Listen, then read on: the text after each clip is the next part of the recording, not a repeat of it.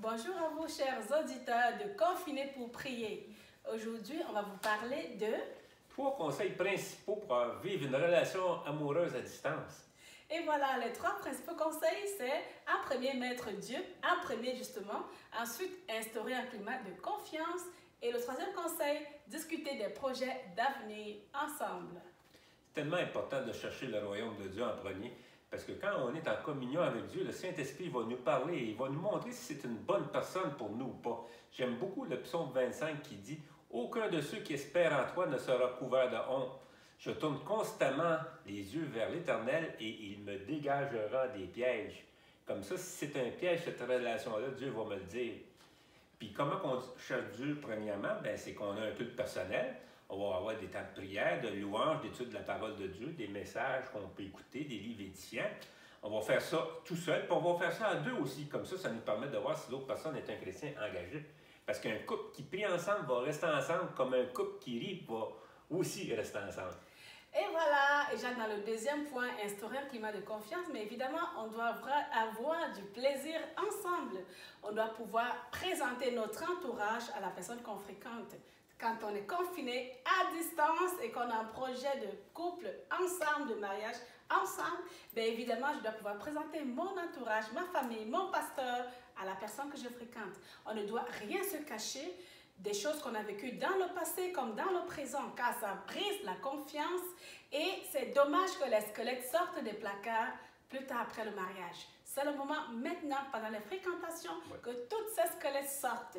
Alors, c'est bon de savoir s'il y a eu un divorce dans le passé, s'il y a eu un enfant, s'il y a eu des tensions familiales, s'il y a eu des problèmes de travail, s'il y a eu des maladies vénériennes, infertilité, des dépendances émotionnelles aux médicaments ou aux drogues. C'est bon de voir toutes ces choses-là, les non-pardons. C'est bien de partager toutes ces choses-là parce que moi, je me rappelle quand j'étais en fréquentation avec mon mari, il était au Canada, j'étais au Cameroun. Quand il voulait acheter quelque chose, il m'appelait « Chérie, je vais acheter telle chose, qu'est-ce que tu en penses ?»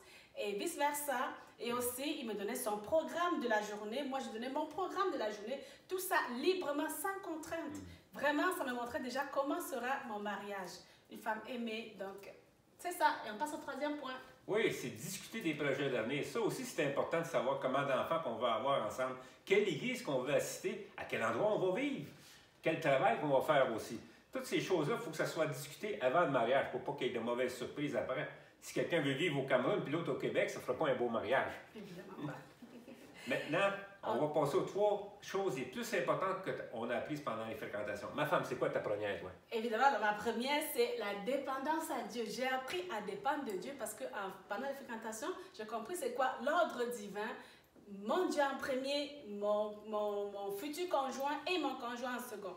Alors maintenant, dans mon foyer, je suis tranquille, je n'ai pas de stress et je suis juste parfaitement heureuse. Ben oui. Puis le 2e point que j'ai appris, moi, c'est qu'on peut être à la même longueur d'onde, même si on est de cultures différentes. Ça m'a surpris vraiment. Ça m'amène à mon 3e point, qui est que Dieu nous surprend en faisant des choses infiniment au-delà de ce qu'on peut penser et imaginer. Puis ça, c'était patent, parce qu'un bon papa prépare des belles surprises pour ses enfants. C'est comme ça que Dieu manifeste sa gloire. Donc, c'est ça, Matthieu 6,33, cherchez premièrement le royaume des cieux et sa justice, et toutes choses vous seront données. Et aussi, le psaume 37 au verset 4, fais de tes délices, c'est ce que j'ai fait pendant les fréquentations et depuis que je connais le Seigneur, et il m'a donné le désir de mon cœur, l'homme qui le craint plus que tout le monde. Qu'espérer de mieux? Alors, je vous souhaite des fréquentations ointes au nom de Jésus-Christ.